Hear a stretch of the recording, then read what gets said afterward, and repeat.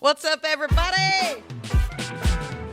Oh, man, today is going to be very interesting. It's going to be a little different than any of the other podcasts we've done. I have Tyler Broughton. How are you doing, Tyler? I'm very good. How are you? You are a Tulsa. I'm great. Thank you for asking. You're a Tulsa firefighter, and I cannot think of a better person to talk to right now other than you with everything that's going on in the Tulsa community. It's been a little crazy. You know, we get these every year. And like I said, this one's not even actually, I mean, this one, it was pretty bad, and we're on the downhill slide of this whole thing. But like I said, if you just think about the last time I was with you, we were talking, well, not at the conference, but when I came on the first time, we were talking about the California wildfires. And I mean, you think about 500,000 acres. So far, like I think in the state of Oklahoma, we're somewhere around 175,000 acres burned so far. I want to say like 44 counties. So out of 77 counties, 44 have had what you would call like a wildfire, I think.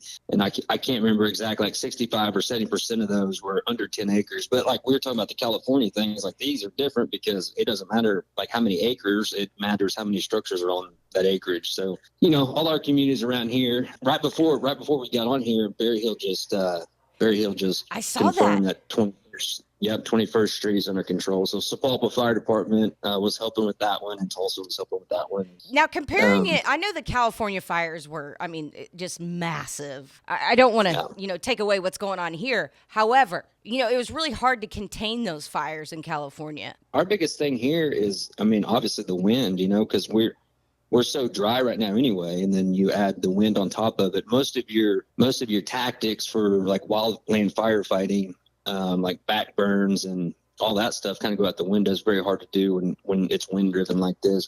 That kind of, how our tornado track up I-44, we have that northeast wind and it's just blowing and then wind come out of the west, and it kind of messed up a whole lot of things. But I mean, 30 plus mile an hour winds, it's hard to really get a handle on them. And, you're looking for, a lot of things that we try to do is do like backburn is a huge one, but you can't do that in this wind. It's nearly impossible. Then, another thing is getting guys out there. And a lot of people don't understand, like we need water out there. Okay. So we get guys out there, you get a fire watch out there. Now, how do we get water out in the middle of nowhere? So you got tanker shuttles, and now you're calling in resources from all these communities. And just like like Stillwater in Payne County, all the people you met at that conference, they had to evacuate out west out there. They had to like try to keep fire from burning that place down. The vet school, think about all the livestock you're trying to get, out of places. And, it's a lot different for us than California, just in the way that, we have a lot of lives, not human lives for sure, but like just livestock, trying to get them out of harm's way. And, all the volunteer fire departments, and they're really good at this. So we're pretty lucky. Like I said, I want to say as of like today, I think we had 130 plus fires, 44 counties, and 300 structures is what I saw last. And, I think probably about 3/4 of those were homes. Everything else would have been barns and stuff like that. So. Well, I had a friend, he's been my DJ, and he was like my Santa Claus at Bikes for Kids, completely lost his home. And I mean, it's so sad. I mean, the structures, like you said, that's where, the concern is. So do you think that, it's Wednesday when we're recording this, and like you said, the whole Berry Hill thing is happening like as we speak, correct? Yeah, they called it under control, like I said, about 45 minutes ago. And then like currently, I mean, right now, I think the biggest spot for us is like Osage County. So just north of Tulsa a little bit. Like you look up there, they've got some stuff going on. Like I said, down south, we got some other ones. But, tomorrow, like what they do is they pop up like an EOC. So Emergency Operations Center, pretty much every county's got one. Out there in Stillwater, like I said, they set up at Smokin' Joe's. They set up out there, and that guy actually kept the restaurant open for them. And because you need a place to work, you want it kind of close. Payne County had the big one, like Manford had one last night. They were evacuating, but they popped these up, these EOCs, and they're going to keep them open like tomorrow. Like I was reading about Edmond, they've got one set up. Like I said, we've got one set up, like Emergency Operations Center for everybody to kind of meet. And that's another thing too. You think about like all these people trying to keep tabs on all these people, like, out in the middle of nowhere. Like, right. You know what I mean? We have to check in. It's not just like a, come help. And, it's more like we have to have a system. So we have to check in, we have to make sure everybody's accounted for it all the time. And then they've done a tremendous job, honestly. Like I think there's been like 4 deaths reported. And I think Wow.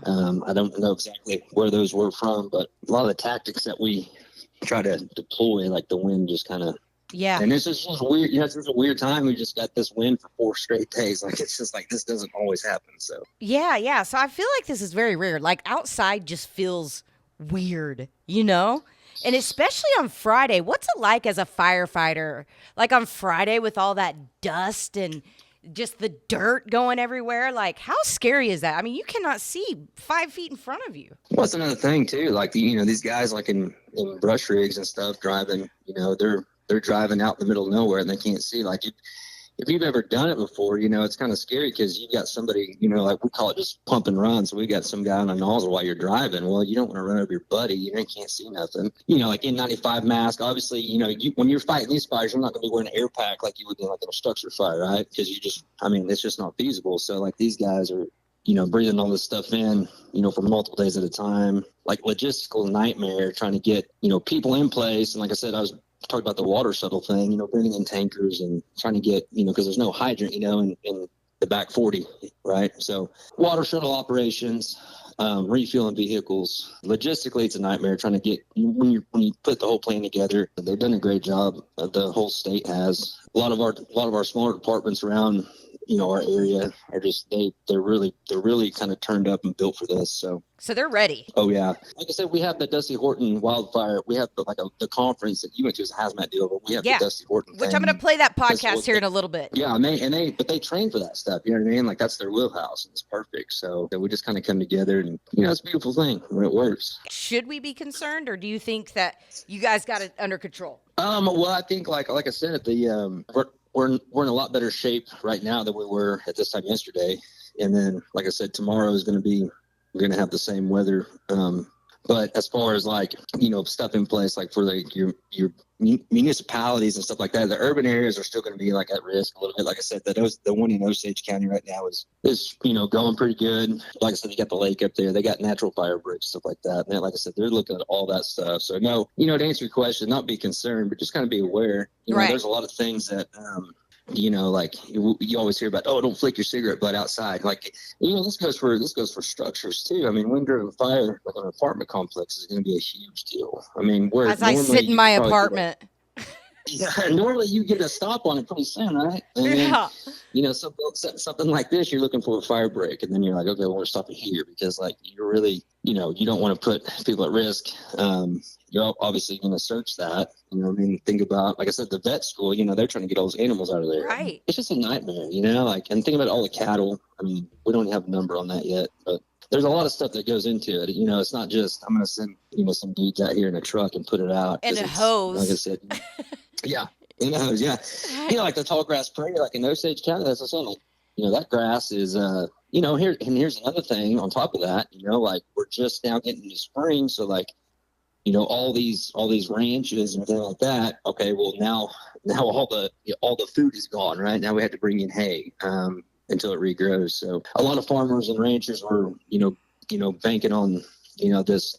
We had couple of degrees in the in the 80s, and then so now we're getting some alfalfa growing Bermuda and all stuff, and then this comes sweeping across there. So you just have multiple problems and many different levels that people don't think about. The Red Cross, like all these people have been great for our guys. I can speak for that because countless text messages and stuff like that. So you boys are getting taken care of. That's good to hear. Oh yeah. And girls. No, yeah. It's good. It's really good. Like I said, okay. This happens, it happens a lot, but like I said, this one's just a little eerie because we've had that 60-mile-an-hour wind, and then right now I think it's more than 30. I'm watching the trees right now. It's just crazy. Like I said, it feels weird out there. I just wanted to talk to you in a minute. Like I said, I'm going to play a podcast from that Hazmat Conference, and we're going to be talking to Tyler here in a little bit again. But thank you so much for just chatting with me. I texted you this morning. I was like, hey, man, let's talk about these fires today. So yeah, no, those are good deeds down there. Like I said, I know Sapulpa and Tulsa were helping, and then I don't know if anybody else was, but yeah, like I said, those guys they're amazing. Like I said, everybody's in pretty good hands. You know what I mean? So I wouldn't worry about too much. Not all heroes wear capes; they wear fire suits. Well, yeah, some of them, I guess. Yeah.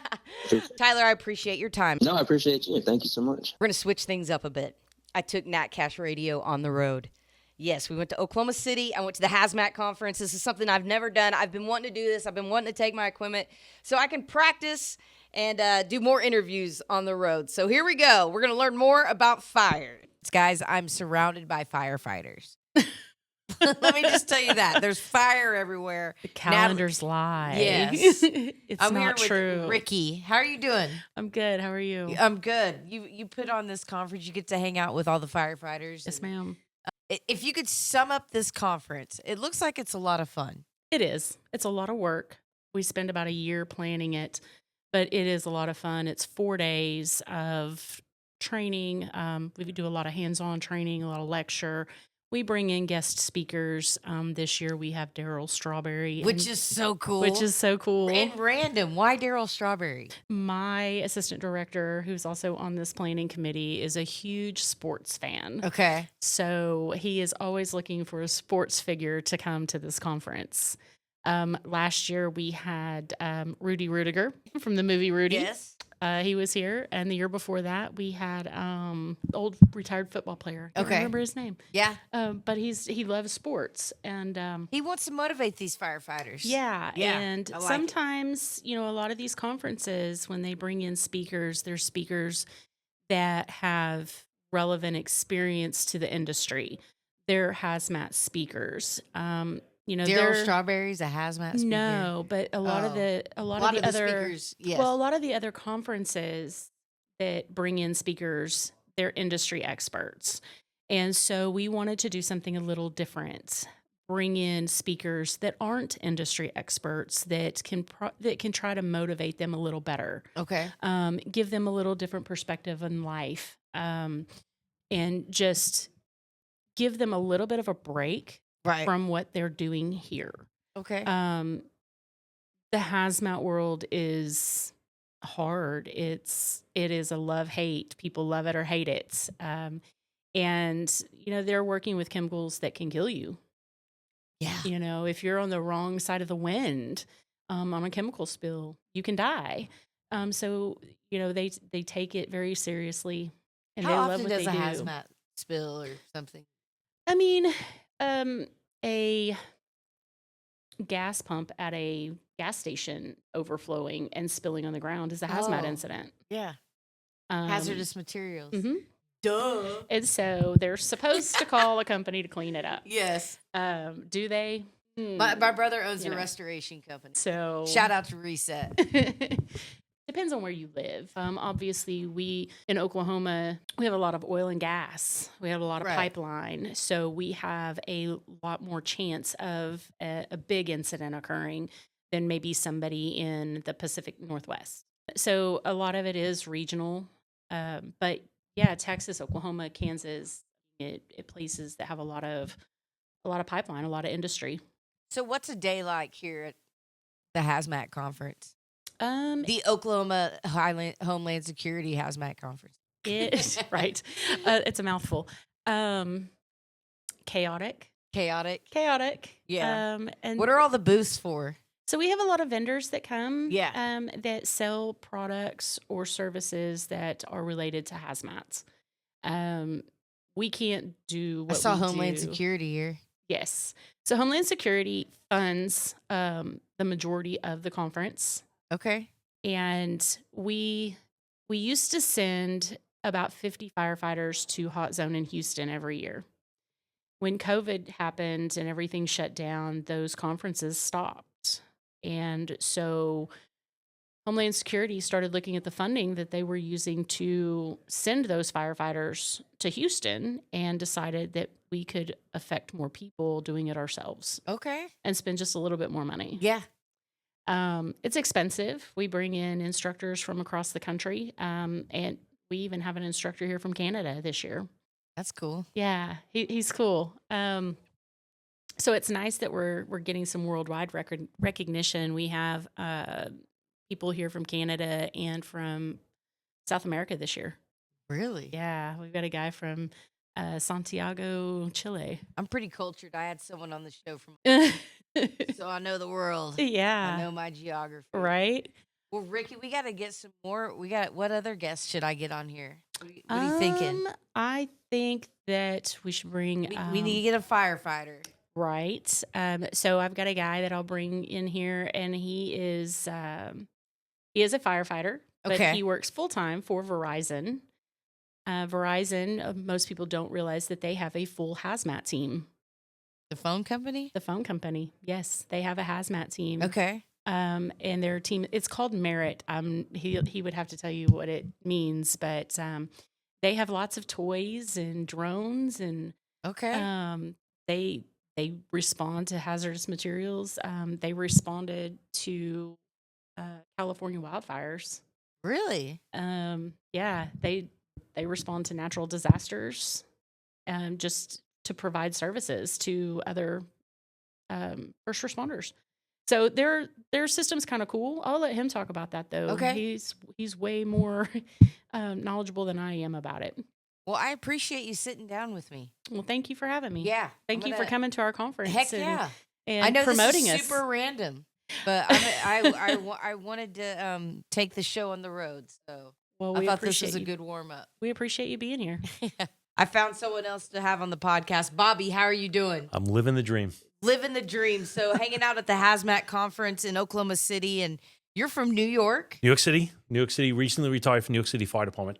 That's so crazy. It was a lot of fun. Had a good time. How long were you a firefighter in New York? I did about 26 years in hazmat, and just recently retired. Do the podcast, my podcast, and we do training now. Give us a shout out to your podcast. What is it? Oh, it's the Hazmat Guys. Very unoriginal name, but okay. nonetheless. What do you talk about on your podcast? All types of hazmat. Yeah, we're hitting 490 episodes, one a week, every week on hazmat topics. Your accent is tough, man. I love it. I love it. So you were a New York City firefighter? Yep. You could do anything. I'm not ashamed. Okay. So I can talk about 9/11? Yeah, sure. Okay. Yeah. So I started out in EMS, moved over to fire in like 1999. And then you were just starting. Yeah, I started in 95, came into the fire department with EMS, and then, moved over to the fire department on the fire side. And then I was in a truck company in South Brooklyn, and then 9/11 happened, and I went over to special operations in about Christmas of 01, and I was in a fire company for a good amount of time, maybe 10, 11 years before I kind of came out of the closet that I had a couple of chemistry degrees. And they said, you got to go hang out with the nerds. And I went over to the hazmat and didn't look back. Wow. I just got back from New York City. Okay. And like 2 weeks ago. Oh, that's amazing. And I saw the 9/11 memorial. Yes. Yeah. And it's incredible. I mean, it's so sad. Of course. Surprisingly enough, I never went to the 9/11 memorial until maybe a month ago with some friends. Never went. Not that I have a problem. I really don't. Walked through the whole thing. I remember a lot of memories of being there, like the steel in the middle with all the spray paint all over it. I remember spray painting one of those things on there. What? Yeah, the Squad 288, me and another guy, Timmy Garrity, spray painted that on. And walking through the things and then the sounds. I was good up until one point where I started getting pulled back into it, where the air packs we wear were going off because guys were down, and the noise that it went off. And I remember that, and I was like, oh boy, I gotta move along a little bit. You're adorable, by the way. Oh, thank you. Yeah, like you have such a great smile, and I don't know. I don't know what I was expecting. I mean, I just think that talking about that probably is traumatic, I would think. You know what? It's not all. It's cathartic to let it out. Honestly, people tell me, they're kind of surprised that I'm open with it, but I don't have a problem with it. Then I'll stop being awkward about it. Yeah, it's all right. It's all good. And thank you for your service. What a hard job. You love being a firefighter? Oh, it's great. Yeah, great chapter in my life. Unfortunately, I had to close it, and there was nothing pushing me out the door. It was just time to move on, and now I'm very happy doing what I do. Now you geek out on a hazmat. Yes. Whoa, you guys! I wish you could see his eyes light up. It's like, yes. What do you love about it?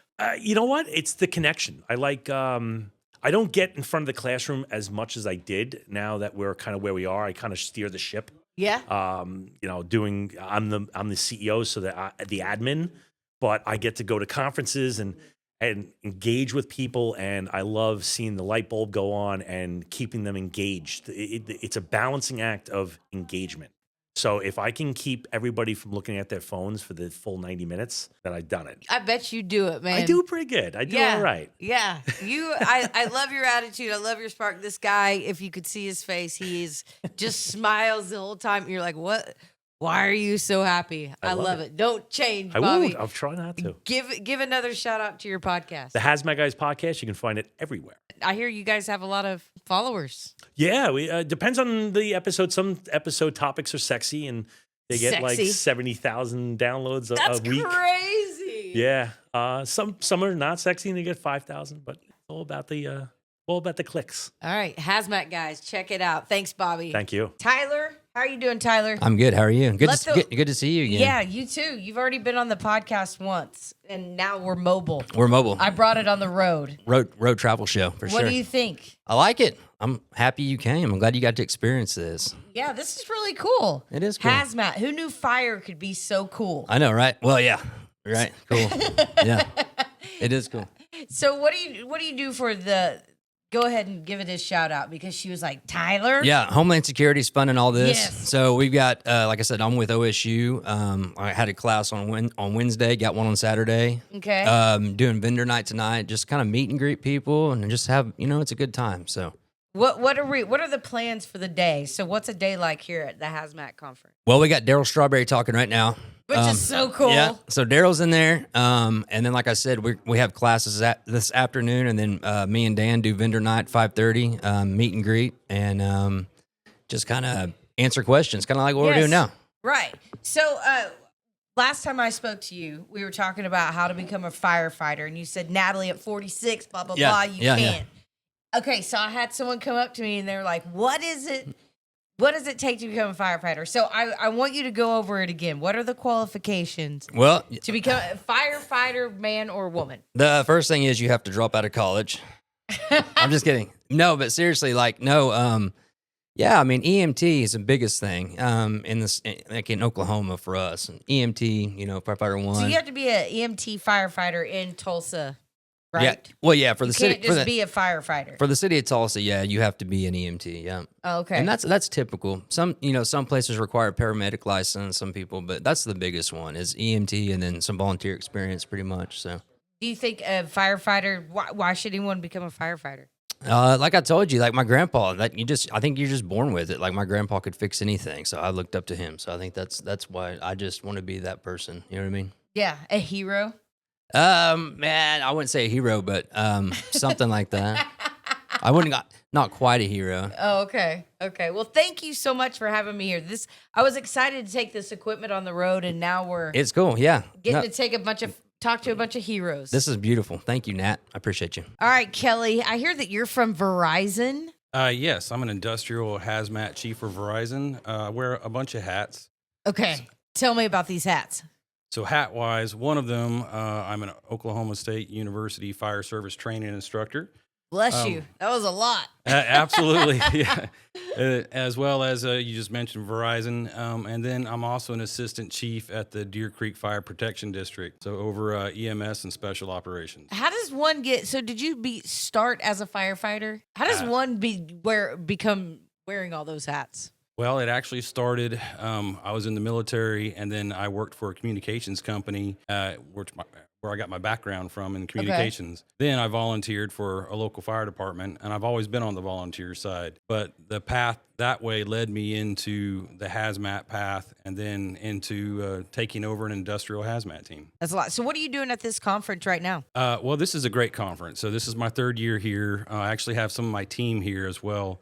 And basically my firefighter of the year. This is an award for him to come and be a part of that. So my team is based basically on, they are technicians or engineers that repair the Verizon network daily. And that's what we do as the hazmat team, is we protect that during industrial or hurricanes or any kind of natural disaster or man-made disasters. But we're here because it exposes the team to more education beyond what they see in the little bit of snippet of the hazmat world that they get. You were very important then. You're saving lives all the time. I like it. I don't want to say I'm important. I want to say that the team is just great, and it's an amazing culture. It's been around for 31 years. One of the original telecommunications hazmat team, and it was started by one of the founding fathers of hazmat, Don Abbott, who recently passed a few years ago. So I'm picking up the torch and carrying it on. He was a hazmat trainer. And so that's one of the things that inspired me to become an instructor and carry that on. And I get that opportunity through OSU. Well, I appreciate you sitting down with me and talking about hazmat. This has been a very interesting conference, getting to know all you people. So thank you. I appreciate the opportunity. Thank you.